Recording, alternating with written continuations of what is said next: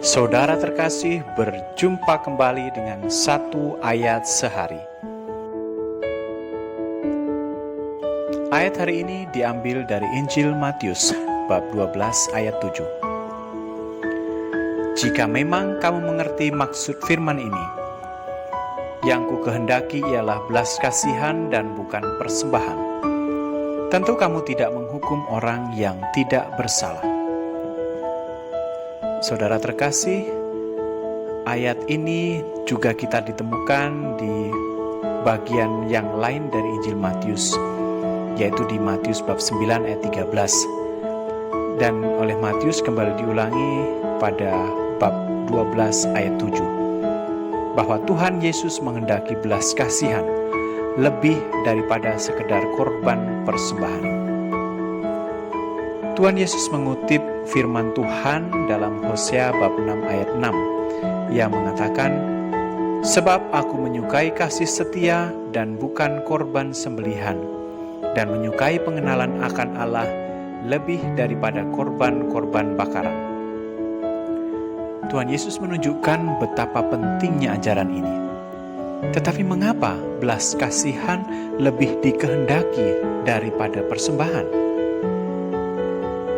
Seperti yang kita sadari bersama, persembahan bisa jadi didasari dengan motivasi-motivasi lain di luar belas kasihan. Misalnya, ada yang memberikan persembahan karena sekedar kewajiban, atau syarat, atau agar kita diberkati lebih oleh Allah, atau bahkan agar terlihat baik di mata manusia yang lain, seperti halnya orang-orang Farisi. Tetapi persembahan yang diberikan dari hati yang penuh belas kasih tentu saja berbeda nilainya dari persembahan-persembahan yang disebutkan di atas. Anda tentu masih ingat dengan kisah seorang janda miskin yang memberikan persembahan dari kekurangannya. Orang-orang kaya bisa memberi dalam jumlah yang lebih besar dari janda miskin itu. Tetapi janda miskin itu hanya memberi 2 peser. Tapi Yesus mengatakan bahwa janda itu memberi lebih banyak daripada semua orang yang memasukkan uang mereka ke dalam peti persembahan. Kenapa? Karena janda memberikan dari kekurangannya. Dan itu hanya mungkin dilakukan ketika seseorang memiliki kasih dalam hidupnya.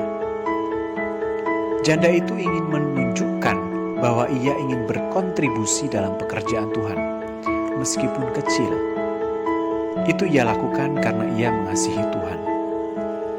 Dan apa yang dilihat tentu bukan yang hanya tampak dari luar, tetapi apa yang berasal dari dalam.